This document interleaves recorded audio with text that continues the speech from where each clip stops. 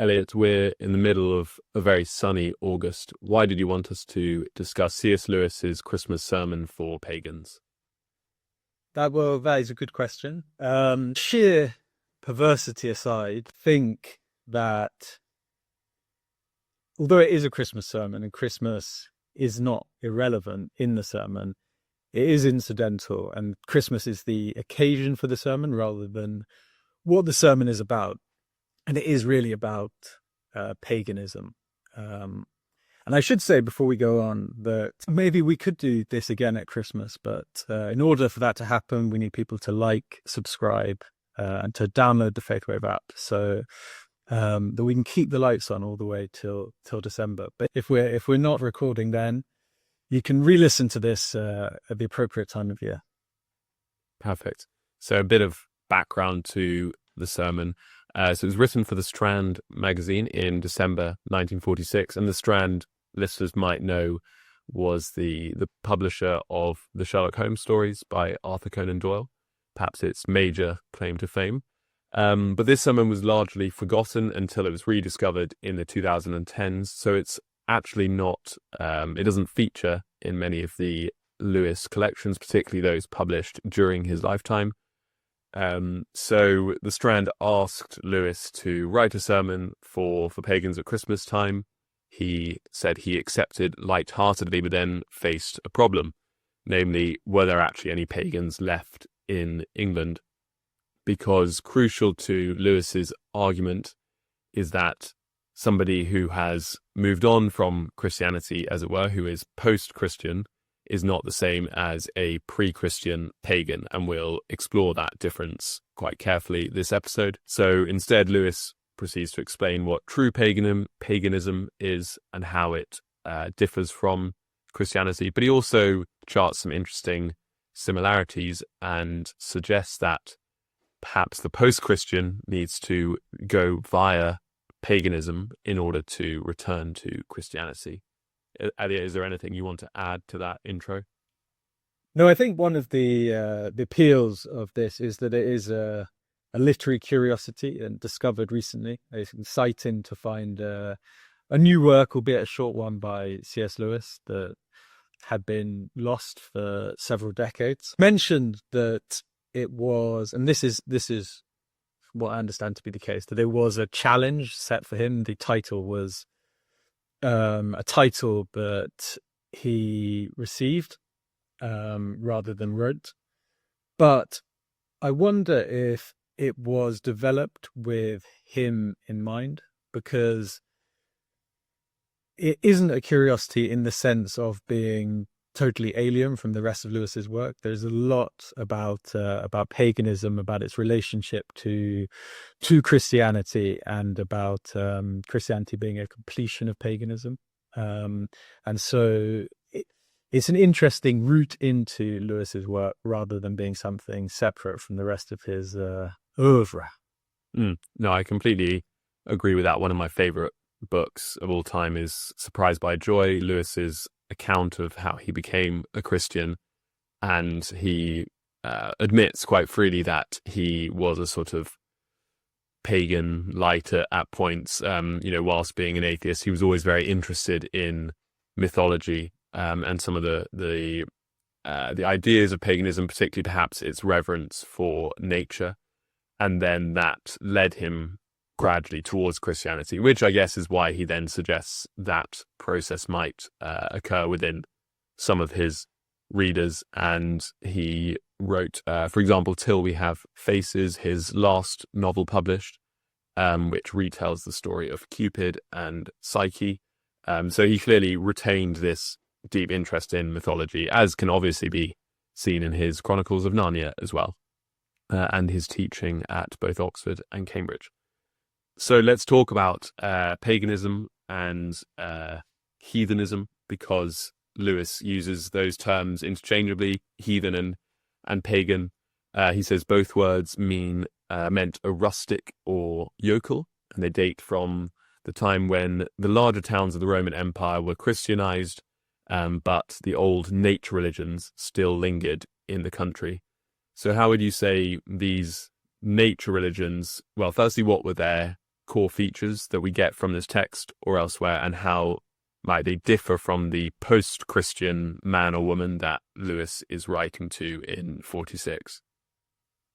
I think the key thing he wants to stress about the pagans and heathens of that time is that they are fundamentally religious in terms of their attitude. They believe in a supernatural, a divine order, and there are differences in the nature of how people think things are ordered, often in local deities, gods and demigods or elves or other supernatural creatures that are associated with trees and brooks, springs, particular places, features of the landscape. And as part of this, they believe that on the one hand, ceremony, worship, communal life should be built around these religious insights, truths, beliefs, and on the other, that there is a way to violate the proper order of things. There is a good and a bad. There is a sense of ethics, and that is, and obviously paganism differs across time and place. So Lewis is lumping in lots of different things. So he's thinking of, I think principally, he does think of paganism in terms of classical paganism of Greece and Rome, and of Northern European paganism of Britain, Germany, Scandinavia. Yeah. And you mentioned, so I guess one thing that separates the pagan from the post-Christian would be this religiosity, particularly this reverence for nature. So Lewis goes on to say how the post-Christian mindset, the secular mindset, is one of seeing nature as a machine that can be used, or a resource for our use. Then you mentioned belief in objective morality, whereas if you take the secular view to its extreme, there is arguably there's no basis for right and wrong. Some people would dispute that, but Lewis is suggesting that we can't actually call Nazism bad if there is no objective right and wrong. And then you said people were aware that they could contravene the moral order. So there's this self-awareness of moral failure. That is something that the pagan has in common with the Christian, whereas the post-Christian, the secular man might, or woman might perhaps blame his failings on the system, the government, or on, his boss, external forces. Yeah, your sort of upbringing and things like that. Is, I think, an interesting point of contrast here is Tom Holland and his work Dominion. So he sees, and we probably don't have time to labor the point too much, but he sees there being a fundamental break between the pre-Christian and the Christian. And he does think primarily in terms of morality rather than metaphysics. I think unlike Lewis in this to a certain extent, but he sees what Lewis thinks of as the big break, post-Christianity. Tom Holland sees as being very continuous with Christian civilization and very different from paganism. And Lewis would agree that post-Christianity, however you want to date it, is discontinuous with paganism, but he would also see it as discontinuous with Christianity. And in his first, in his lecture when he became a professor in Cambridge, he talks about periodization in history as a kind of necessary and useful fiction. And he says, if we're going to talk in terms of periods, a much bigger break happens with what Nietzsche would call the death of God, than the break between classical antiquity and Christianity. And so there are alternate views, and Tom Holland's is one that people might well be familiar with. Yeah, and you can see how both thinkers reach their position by, I probably err more on Lewis's take of things, because I do think his point that the pagan mindset is one that is imbued with the awesome, the mysterious, the transcendent, and that is obviously those are features of the Christian mindset as well.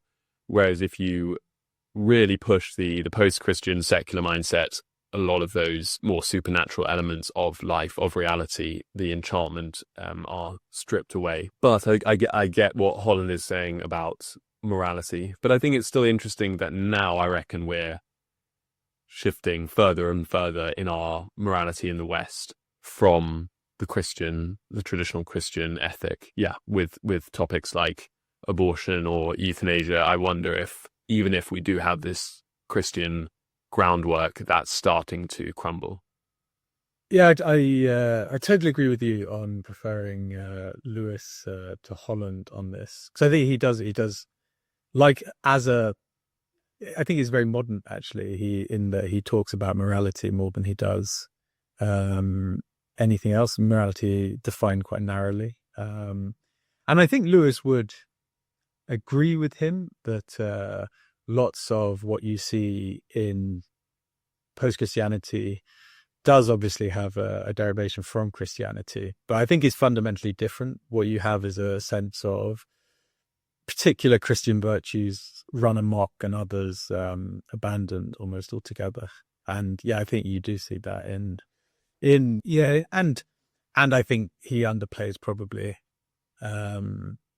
elements in modern morality, modern ethics, and ethical thought that are alien to Christianity. Yeah. And I was also thinking, I think part of Lewis's attempt to re-enchant Western society would have included a focus on the classical literature and philosophy, that sort of classical canon of Plato and Aristotle and all those writers that people would have been more familiar with, and then perhaps post-war were becoming less familiar with. Well, he says something really interesting about that in when he's talking about periodization of history, and he says that his age is a darker age than the Dark Ages in many ways. That it was more likely for someone of his time to have a father who could read Latin and Greek and knew the classics well than for someone and they themselves didn't, than someone in the Dark Ages. So he saw like a profound falling away from earlier civilization happening in the 20th century. And I really like the analogy he uses to compare, or he uses a few, but one of them that he uses to compare the pre-Christian pagan and the post-Christian secular thing. He says, confusing the two is like thinking that a woman who has lost her husband is the same sort of person as an unmarried girl. So a widow and an unmarried girl being similar, obviously in the sense that they do not have a husband, but beyond that, the analogy breaks down. And so similarly, Lewis is saying, just because the pagan and the post-Christian aren't Christian does not mean that they actually have very much in common. Yeah, what do you think about his central assertion that they are very different? We've talked about it already, but do you think, I guess I'm wondering when reading this, are post-Christians as far gone as Lewis suggests? Obviously there's a spectrum, but how many people do you know that sort of walk around with a purely secular materialist mindset? I really like that analogy too, and I think he is right. I think he's responding to something that you hear sometimes today, but I think was more prevalent then, which is calling all non-Christians pagans or heathens. And you might still say something like that today. And he's right. There is a big difference between those things, in spite of the fact that they share that one thing in common. They're both not Christian. I think I know what you're saying, which is that people sort of profess secularism, but don't believe it or feel it absolutely. I think that's true to a great extent. Like, I think particularly in terms of morality, people believe in morality even though they can't ground it often, but not always. I think there are quite a lot of secularists walking around too. Hello? Can you hear me? He just said a lot of secularists who walk around, and then it seemed to cut out. Oh no, I think I just stopped talking. Oh right, okay. Uh, I'll say no. No, I think there are a lot of people who are quite sincere, authentic secularists, really.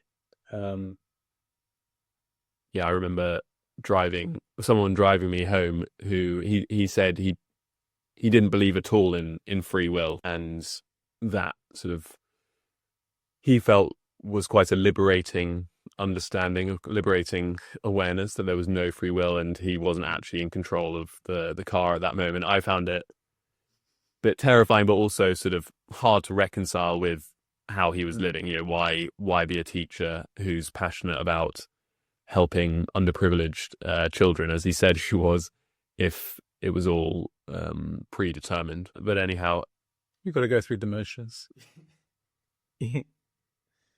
and then I think one of the most controversial lines, and probably the most famous line from this sermon, is that all that Christianity adds to paganism is the cure. What does Lewis mean by that?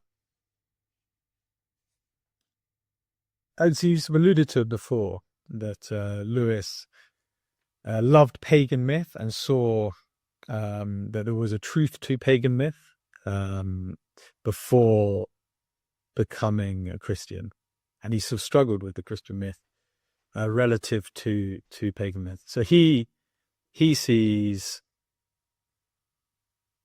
paganism as answering a yearning in man for God and being expressive of that yearning, and at the same time prefiguring the truths that will be completed in Christianity. So Balder the Beautiful, the god who dies, so he sees the myth of the dying rising god a lot. He talks about Balder the Beautiful, is dead, a Longfellow poem that affected him when he was a child. He talks about Virgil. I've got a quotation somewhere. Now is come the last age. The great cycle of periods is born anew. Now returns the Virgin, returns the reign of Saturn. Now from high heaven a new generation comes down. And so he sees that's a particularly stark and explicit prefiguring of Christ in Virgil. But he sees throughout pagan literature this prefiguring and this truth expressed in myth. And then when he comes to convert, he's talking, the famous scene in sort of Addison Walk is with Tolkien and Dyson, and they're discussing myth and his difficulties with the Christian myth. And they tell him you don't have difficulties with these other myths that you're so infatuated by, especially the myths of the Norse. And he starts thinking of Christianity more in terms of those myths. And he realized that if he sees it in terms of myth primarily rather than doctrine, as doctrine being a formalization of the mythic truth, if he sees the truth of the myth directly, that he can enter into it, and he sees that it is distinct, different from the other myths, because it is, as he calls it, God's myth. This is myth made fact, and this is the crowning of all the pagan myths and truths, just the completion of them. That's indeed I read him anyway. Yeah, I really like that apologetic move that he makes, because you do see videos or books about this idea, Christianity's just stolen from these other rising god myths. It's not the truth. It's just a rehashing. And then Lewis says, well, if Christianity is the whole truth, it's not really that surprising that it reflects but builds upon those elements, those grains of truth that we see in the pagan myths. So he actually uses that similarity for his own apologetic defense, which I really like and find convincing. So much the better for paganism, but he says, no, I agree. I find that, I remember coming across it when I was quite young for the first time and finding it a very refreshing rebuttal of that kind of thinking. Yeah, and you can see the same in, I've talked about this before, but the Genesis accounts, how they use ancient Near Eastern motifs, and some people initially think, oh no, the creation stories, the flood, they're all just sort of stolen from other areas of the Near East, whereas actually if you see it in terms of the early Jewish writers adopting those motifs and then showing the truth of their view within what happened. There might have been a flood, but our understanding of it is correct rather than the Babylonian one. And I wanted to, before we move on to perhaps more neo-pagan revivals, think about, on the subject of the cure, Lewis creates a distinction between the pagan who knows that he is sick but doesn't have the cure, the Christian who knows that he's sick and does have the cure, and the post-Christian who doesn't even know that he is sick. So would you say that, and I think it must be the case, that Lewis thinks it's better to be a pagan than a post-Christian because at least you know you're sick? Not only for that reason, but yes, for that reason, he certainly does think it better. I think he straightforwardly sees you as being nearer to the truth and nearer to Christianity if you're a pagan than if you are a modern non-believer. My only sort of pushback to Lewis would be that I often think people who are interested in sort of tarot cards and crystals, that kind of overtly New Age religion, those people are often more hostile towards Christianity. Not all of them, but some that I have come across, compared to the kind of either the person who's actually just not that interested. They might not be very hostile, but they aren't sort of exploring questions of spirituality at all. Or the atheist can be hostile, but I think I've heard more often of people who've gone from atheism to Christianity because they're so committed to working out the truth, and then they see things from a new light. Whereas the more pagan thinkers, believers, I haven't seen come to Christianity so often. And there are famous examples of that. There's like Paul Kingsnorth is an example of that. So he was Wiccan and I think various other things at various points and came to Christianity. I mean, I don't think hostility implies distance of worldview.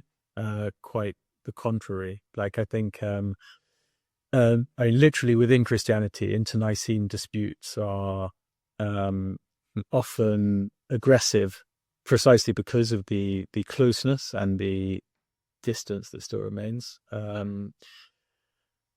So I agree that they are often hostile to Christianity, and maybe we could talk more about paganism in its modern guise as it actually does exist, which Lewis doesn't really talk about. But it is in large part a reaction to Christianity in various ways. That's true. I think though that that longing that Lewis is talking about is there. There is a kind of desire for, there is a kind of religiosity, a desire for a kind of meaning that is excluded from the view, the world of a perfect secularist. And for the perfect secularist, religion, they might not be hostile to religion because if you're a perfect secularist, the question of religion doesn't come up. And the problems of religion, the problems of how you should live your life are, I mean, I think if you're a perfect secularist, you say the questions are ill-conceived. Like we shouldn't even be bothering with many of these things. We should be, getting rid of the questions, explaining why they're ill-formed, and just not worrying about religion at all. There isn't an implied hostility necessarily in that, I don't think. So you've reminded me of A.J. Ayer, the philosopher's verification principle, that if you can't prove a statement synthetically, so using your sense data, or analytically using logic and reason, then it is meaningless. So he says the statement God is real, God exists, those statements are meaningless because I can't prove that using my senses, and it's not necessarily logically true, according to Ayer. So therefore, as you say, he would kind of just discard the whole question of religion, which is inherently a less hostile approach. And I agree with you, hostility doesn't mean distance. That's a very good point. So you wanted to mention some of the more modern pagan movements. This is not my area of expertise, really. So why don't you take it away? Well, I have been, I wouldn't call it an area of expertise, but I have been very interested in paganism in various forms in the past. Partly I grew up in Wiltshire, very near to a stone circle called Avebury, although I want to dissuade any listeners from going there. I see myself as part of an anti-tourist board and one few of the stories. And there are various other monuments that scatter around the landscape that you pass literally every day. You pass burial mounds, you pass Silbury Hill, you have an ancient trackway, the Ridgeway, with barrows on it, with white horses. So for that reason, probably, and others, I was very interested in paganism. I've been to summer solstices. I have passed mead around a circle of druids. So I have some insight into some of these things. And it's interesting. So Lewis is writing in 1946, is it, that he writes this Christmas sermon? And there is obviously kind of esoteric, pagan and pagan-esque stuff that's going on, and that had been going on in various guises, certainly sort of since the 18th century, 19th century, and before. You've got druid orders and things. Winston Churchill's photographed among a group of druids, really, which is quite an amusing photograph to look up. And some of them are wearing false beards and things, so it's unclear the extent to which is being taken seriously. I think if in the 18th century, it is a large part about clubs and that kind of 18th century love of clubs. And in the 19th century, it answers to romanticism. But I mean, in the decade after Lewis wrote this, Wicca became very big. Wicca is the sort of an Old English word for witchcraft, and Gerald Gardner is the key figure associated with Wicca, and that did have a bit of a moment in the 1950s and 60s, and it draws on older traditions, although a lot of it is obviously made up. But it draws on the Order of the Golden Dawn and Aleister Crowley, who Lewis would have been aware of. The Order of the Golden Dawn, W.B. Yeats was a member. And they draw on esoteric traditions through Europe that do exist through European history, going back to John Dee, who's an alchemist and magician associated with Elizabeth I, and then back to early documents of Hermeticism, like the Hermetic tradition, which is a kind of set of ideas around, you can think of them in terms like as being around in the early centuries, first, second, third century, at the same time as Gnosticism. I think I'm not an expert, but there's the idea is that as on earth, so as below, so above, and the earth is. I mean, you do get Christian hermeticists, and the idea is the world is God's icon and things. So they are drawing on all these ideas. You have Druidry, and the problem with a lot of them is like Druidry. There's just very little information about what Druids did. Well, for a start, Druids do meet at stone circles of Avebury and Stonehenge. And it was assumed that these were part of Druid rituals in the 18th century by like famous antiquarians like William Stukeley, who was very associated with these monuments, and I think became a sort of quasi-Druid himself. But actually, these just aren't even Druid monuments. They were built prior to the Celtic invasion of the British Isles. What we know about Druid, like we know Druids trained for 21 years, but we know that it was an oral religion. They forbade things being written down, which is not helpful to reconstructionists. So a lot of that is very woolly.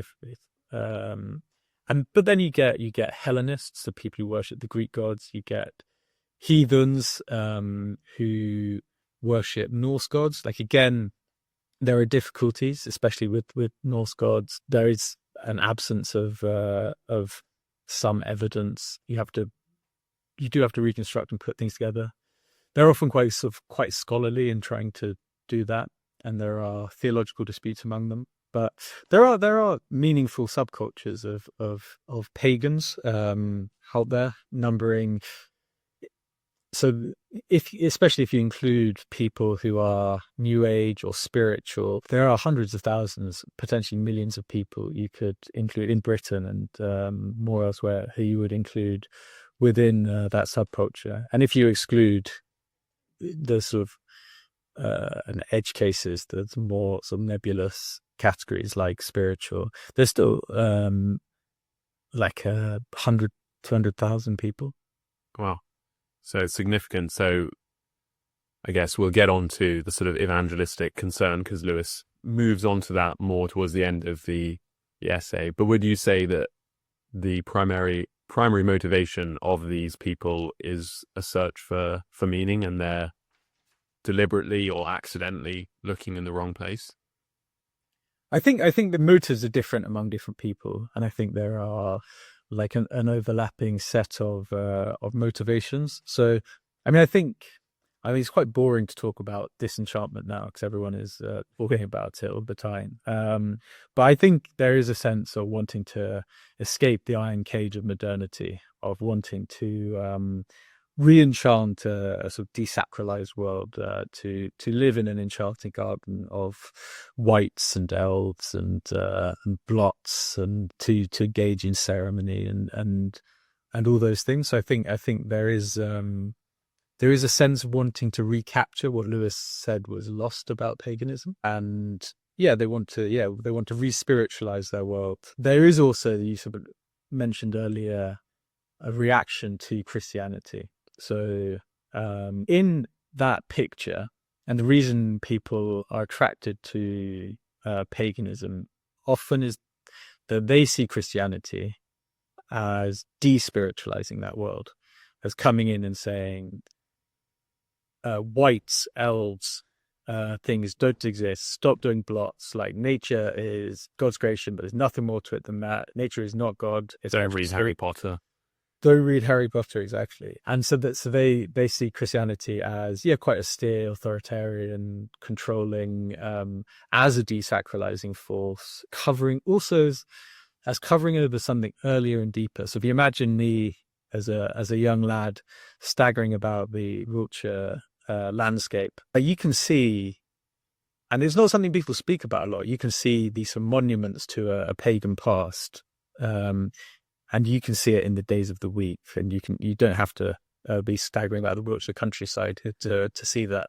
But you can see these little legacies of a pagan past, and it's very easy to want to go back to something older. And the implication is that something is deeper, and that something is more real. And I think that's a large part of the motivation, and it's a large part of the motivation for Christian movements like Celtic Christianity. I think is the idea, again, is exactly the same set of motivations, the same idea. This like authentic Celtic Christianity, it was like really close to nature. It's been covered over by this imperial Christianity. We need to go back to it. Or people look to orthodoxy because they think, I was going to say that it's older and deeper. And I think the intuition is embarrassing. You can tell that it's embarrassing for Christians, that is, because you get attempts made to mythologize the history of England and other places, to baptize that history, to Christianize that history. So you get the idea, oh no, Jesus is not like a foreign god imported and imposed upon this people. Jesus actually came with Joseph of Arimathea to Glastonbury and preached the gospel there. Jerusalem by William Blake. This is the New Jerusalem. So I think that's all part of it, that reaction to Christianity too.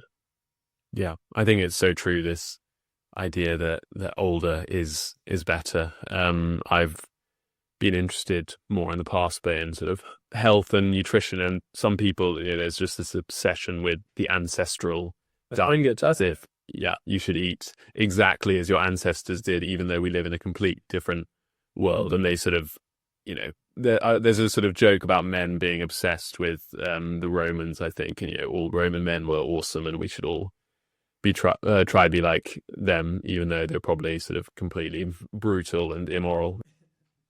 But I was gonna think about the facts from what I've read of C.S. Lewis, which is a decent amount. It seemed to me like he sort of wrestled with paganism still after converting to Christianity, as a kind of idol, and wanting to go back to that simplicity and what you were talking about with sort of the fantastical elements.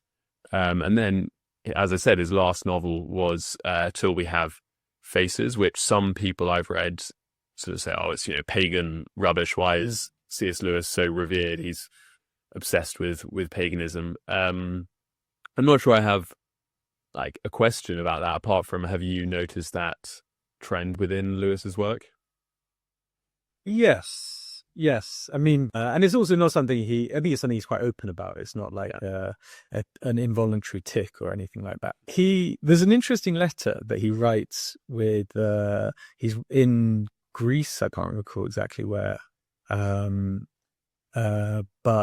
he is with his wife, who's very ill, and he writes the letter to a friend. I can't remember exactly who, but please look up the letter if you want to know the details and the content, because I also can't remember exactly how he puts it. But he says that it's so beautiful and Hellenic in Greece that he could almost worship to Apollo, the god of healing, and ask for his help, and it wouldn't feel like blasphemy. And so he definitely treads a fine line. I think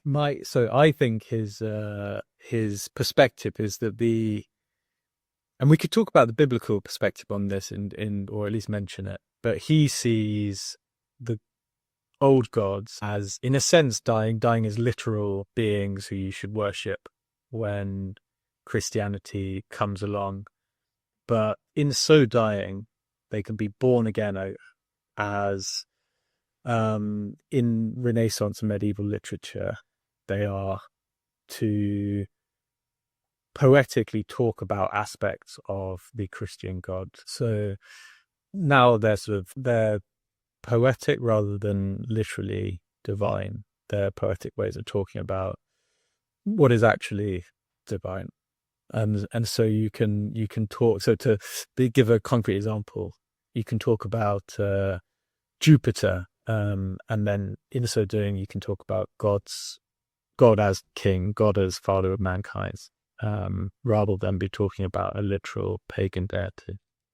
So you mean talking about the Christian God in terms that Romans used to describe Jupiter?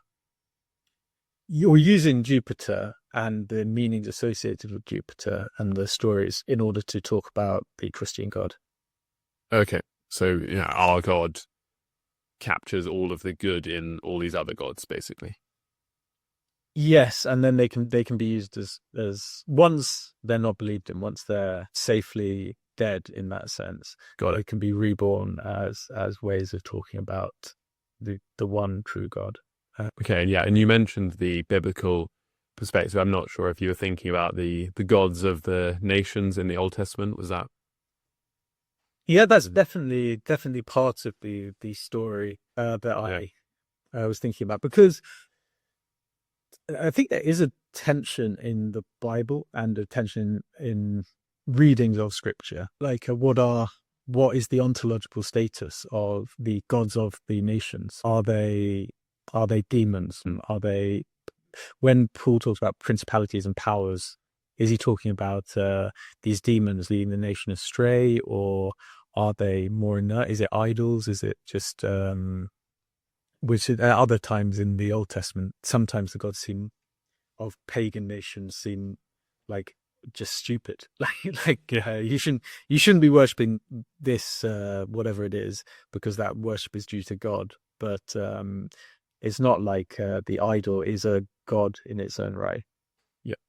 Yeah, and I would recommend the work of Michael Heiser and his book, The Unseen Realm, where he goes into quite some detail, and his website, about the gods of the nations. But his central thesis is that, every nation in the Old Testament was believed to have been appointed a deity, a god.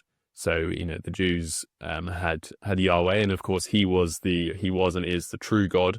But then Yahweh appointed members of his divine council to rule over the pagan nations, essentially. And you can see that even in Genesis 1, this idea of the divine council, when God says, "Let us make mankind in our image," and there's the reference to Elohim, which can be singular or plural, meaning God or gods, but in many cases does clearly seem to mean gods. And although the evangelical interpretation of "let us make a man in our image" has often been, this is the Trinity, they're talking to one another, I think Michael Heiser makes quite a convincing case that it's God within his divine council. So I'd really recommend looking into that, and it does provide a useful and interesting link to what Lewis is talking about with paganism. You don't have to discuss this, Elliot, but what we're talking about this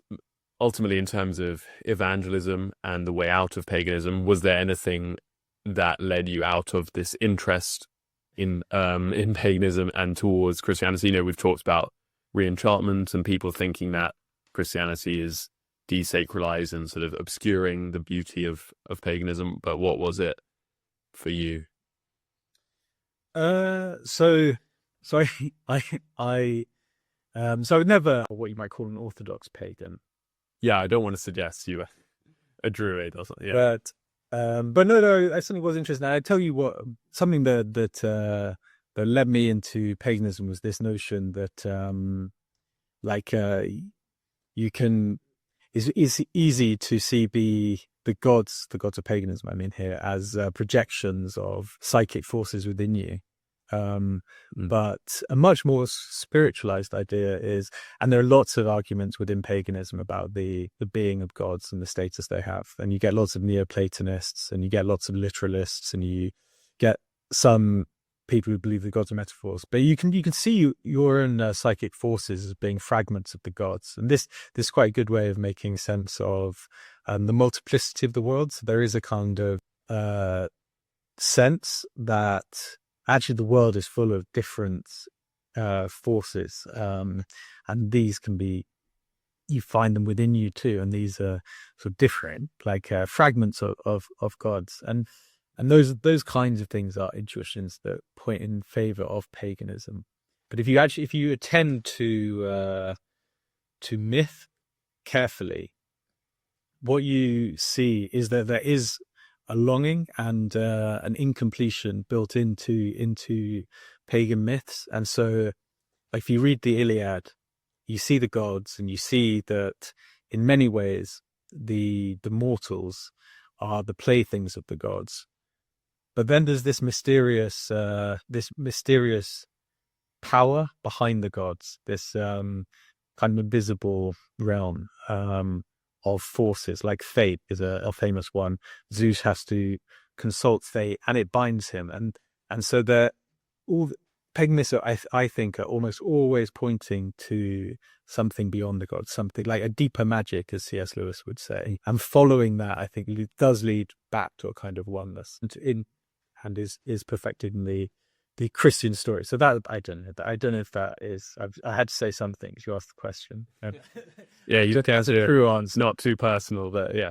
But I think the trajectory. That's I think. So I think that's something that when you start looking in pagan myth, you do start seeing that longing everywhere. And you do see, as Lewis says, that although there are truths in the myths, and you might even find them, as Lewis says at times, again, sort of walking a fine line, more artistically brilliant in some ways than the Christian myth.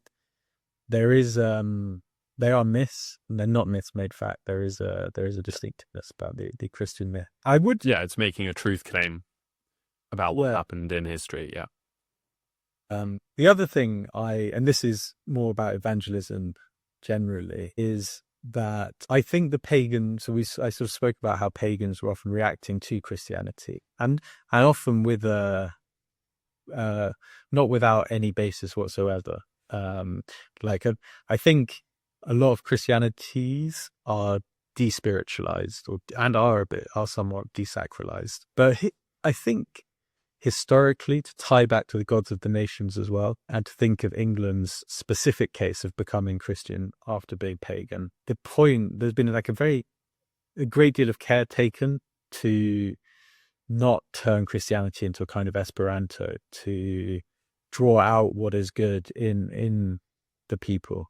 And so Gregory the Great, the story of he's in Rome and he sees these sort of beautiful fair-haired youths in the slave market, and he says, what are they? Who are they? Where are they from?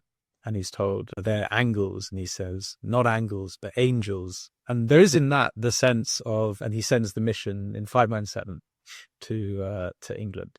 And there is a sense in that of wanting to perfect the English people by bringing them to Christ, not to cover them over. And he says a few years later, as the mission is progressing, that they should purify the temples rather than demolish them, that they should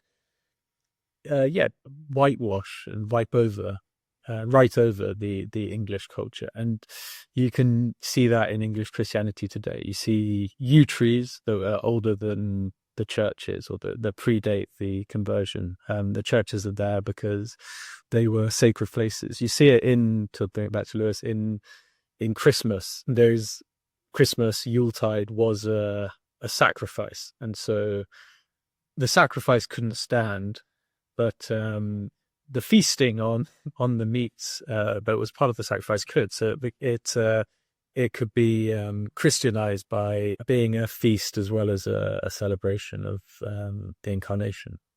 Yeah, it reminds me of when Paul writes, "To the pure, all things are pure," and I do think the Christian has great freedom in being able to redeem these unholy or just sort of ambivalent phenomena or cultural events that we can redeem our national identity or our personal identity. When Paul writes elsewhere in Galatians 3:28, there is neither Jew nor Greek, etc. He's not saying your national identity, your status as a slave or free, or your gender is irrelevant, but that your primary identity is that you're in Christ, but that redeems those identities. They become something greater, but they're not dissolved, as you were suggesting.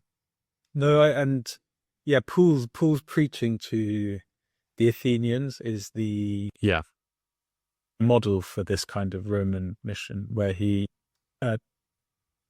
describes he talks about the altar to the unknown God, and he quotes Greek poets saying, "In him we live, we move, and have our being." And so he is saying there that there are genuine insights among the Greeks, and that those insights point to the truth of what he's saying about Christ. But he doesn't want to tell them, you can forget everything that your poets and philosophers have said up to this point. He wants to say, but these cultural artifacts, these things that are meaningful and important, are, as far as they're true, as far as they're good, as far as they're beautiful, they can persist and remain. And if you see them properly, you should see them as pointing toward Christ, pointing towards the perfection that you can attain.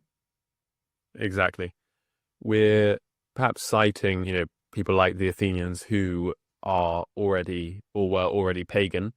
Obviously, Lewis is saying, well, there aren't really that many pagans left. I'm writing to the post-Christians, and he suggests that maybe they need to go through paganism, kind of adopt some of the pagan beliefs, like a belief in objective right and wrong, in the supernatural, in the importance of nature and ritual, etc.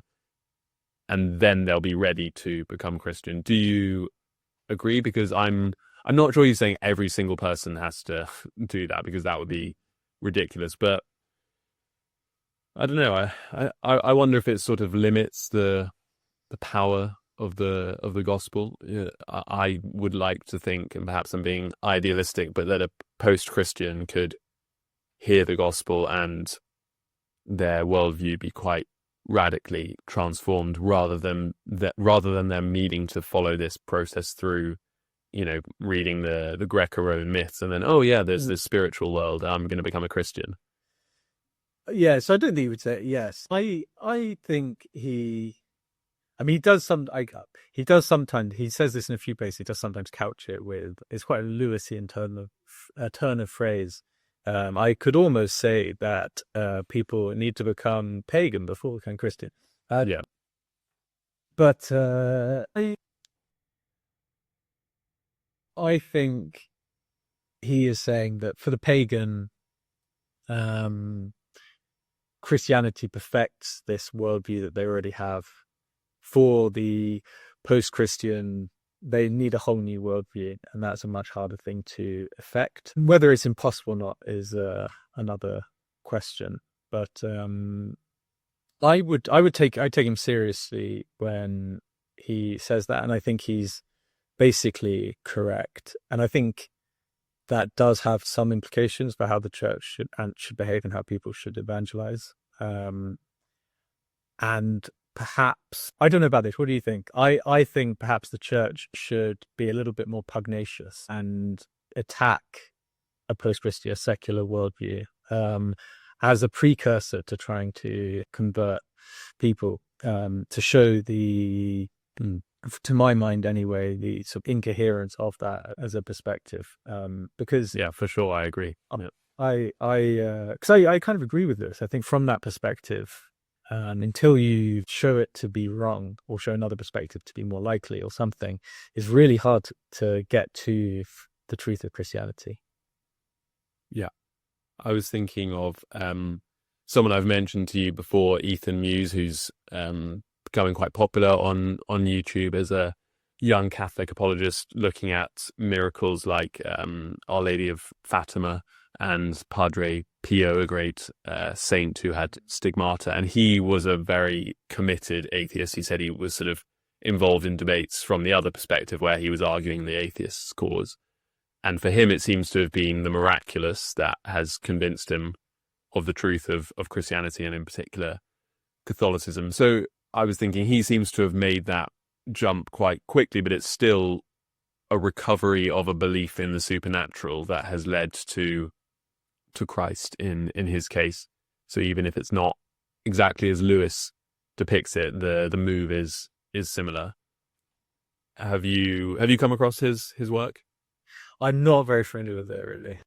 Yeah, it's worth looking at. It's the Lady of Fatima analysis is pretty crazy. And I mean, do you want to talk about Christmas, or does it seem too odd? No, we can talk about Christmas. Because Lewis finishes with Christmas, and he says, Christmas has a lot of pagan elements, and you've spoken about Yuletide already, and the things like the supernatural events, the incarnation, the feasting, the three wise men following the stars.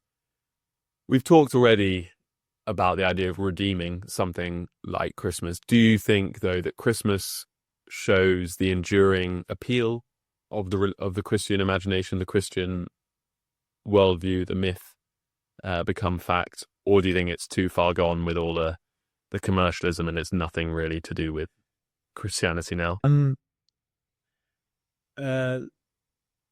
So to answer a different question first, I think so. Something that people do always tediously say around Christmas time is like Christmas is actually a pagan festival, and which is of course true in a sense. And just like in the sense of we were talking about Gregory the Great and his busy for Christianizing England. I think the date for Christmas was set in the 300s, I believe, under Constantine. But Christians obviously weren't the first to notice the winter solstice and the period around the winter solstice, and the fact that in the northern hemisphere the sun begins to rise at that point. And there's obviously famously the feast of Sol Invictus. And so it is an example of Christians taking on pagan festivals, changing their meaning, so to worship the incarnation, to encourage people to stop worshipping the dying and rising sun, and instead worship the dying and rising Son of God. Does it show the enduring power of the Christian story? I don't know. I'm not. I would like to say yes. I'm not convinced. I think Christmas is increasingly a festival that, apart from in one or two details, for many people includes very little Christian imagery or storytelling at all. Yeah, definitely less so than Easter. Yeah, I don't know. But Lewis does invite the reader at the end to consider the Christian invitation of the Christian explanation, of the Christmas story, rather than just seeing it as this pagan ritual. He says, what might happen if you believe the idea that God became man in the manger.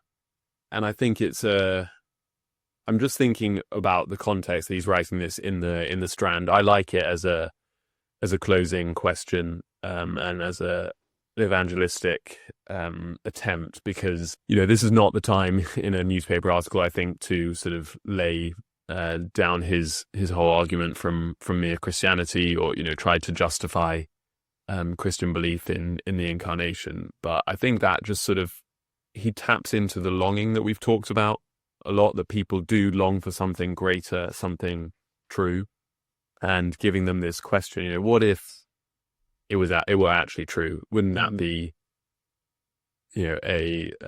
something awesome and life changing for you?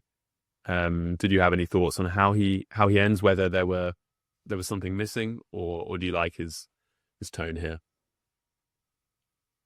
I like his tone, and I think as a Christmas sermon to end on a note of imagining the implication of that is apt. Yeah. We'll probably wrap up shortly. My final thought is that currently we have the Odyssey on cinema. I don't know if you've seen it. I have not seen it. No, nor have I. But you mentioned the Iliad, and it seems quite, it's timely with what we're discussing. That's Greek myth, and I've had people say, you need to be aware that it's Greek myth. You need to know the story a bit and how there's supernatural elements. Do you hold out any hope that someone watching that might long for the true re-enchantment of Christianity? Of course, we should hold out some hope, but do you think the trajectory outlined by Lewis could come to pass? I mean, without having seen the film. Yeah, and I haven't seen the film yet either. No, I mean, my understanding is it secularizes the Odyssey to quite an extent, but I wouldn't like to comment on that too much. If you were to make a film in accordance with what Lewis would recommend, I think you would make an Odyssey that took the reality of the gods and demigods in the story as central as serious, with the story as impossible, nonsensical without them. I think you would depict Odysseus's sense and the sense of the other characters of their being existing in a great chain of being, but that chain being somewhat disordered and confusing and even frightening relative to what you would expect in a Christian. And you would definitely keep those features as essential to the story and to the people in the story. And that could, in this imaginary film, you could imagine people being seduced and infatuated by that, and maybe you could imagine people being led through that to something that reorders the picture, that perfects the picture as Christianity. Yeah. Perhaps we need a writer like Lewis to reimagine these tales from a Christian backdrop, a Christian ethos. I'm just thinking because I often get a bit frustrated by the number of retellings of Greco-Roman myths that I see in Waterstones, Circe by Madeline Miller. I've not read it. My wife likes these books, but I just sort of think, this is, people are just so interested in all the alternatives, not in Christianity, and I'm not convinced that anyone will be affected positively by those novels or by the Odyssey in terms of actually gaining an interest in Christ. I suspect that a tiny minority of people who read Magdalene Miller's Circe will be led through that to the Bible, for example. There is a very close connection between classical, like a love for classical learning and Christianity that endures, and that goes, I think, both ways typically. And yeah, it is frustrating that people turn to paganism and to classical myth rather than to Christianity. And I think the only solution to that is to maybe give a slightly different and slightly fuller picture than has been given historically of what Christianity is and of the relationship between Christianity to those stories and myths. Yeah. Well, I think so that we can do that, I would encourage listeners to like and subscribe to this channel, to share this episode if you've enjoyed it, and like Elliot said, to download. Even if you haven't. The Faithway app. Yeah, even if it's been a terrible listen, please share it. I'm sure it's been great. But Elliot, it was very enjoyable to discuss C.S. Lewis. I always enjoy looking at his work, and thanks for introducing me to this sermon, which I had never read before. No, I really enjoyed it too, Tappy. Good. And God bless to all our listeners. Thank you. Bye-bye. God bless.